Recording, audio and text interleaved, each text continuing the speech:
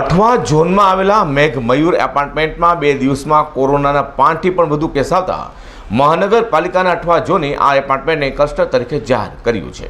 તેમાં સાથે સાથે સુરતીજનોને પણ સાવચેત કરવામાં આવ્યા છે.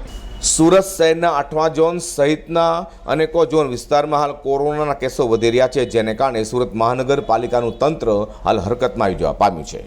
ત્યારે અઠવા ઝોનના મેઘ મયુર એપાર્ટમેન્ટમાં પણ 2 દિવસમાં કોરોનાના 5 કેસ આવ્યા છે.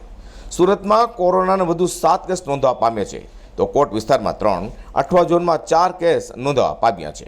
સુરત શહેરમાં ખરેખર કોરોનાનું સંક્રમણ ધીમી ગતિએ વધી રહ્યું છે અને શહેરમાં ક્લસ્ટર કેટલાક વિસ્તારો પણ જાહેર કરી દેવાયા છે. સુરત શહેરમાં ખાસ કરીને રાંદેર અને અઠવામાં નોંધાયેલા 7 કેસમાં 3 સેન્ટ્રલ ઝોનમાં કેસ નોંધવા પામ્યા છે. હાલ અઠવા ઝોનમાં આવનારા તહેવારોમાં આ કેસને કારણે લોકોમાં પણ ચિંતા થવા પામી છે. તો સુરત મહાનગરપાલિકા દ્વારા સુરતીજનોને અપીલ કરાઈ છે કે કોરોનાને દૂર રાખવા માટે હાથ સેનિટાઈઝર કરો, મોઢા પર માસ્ક બાંધો અને જો તમે વેક્સિનેશન ન લીધું હોય તો વેક્સિનેશન લો વગેરે તેમણે જણાવ્યું હતું.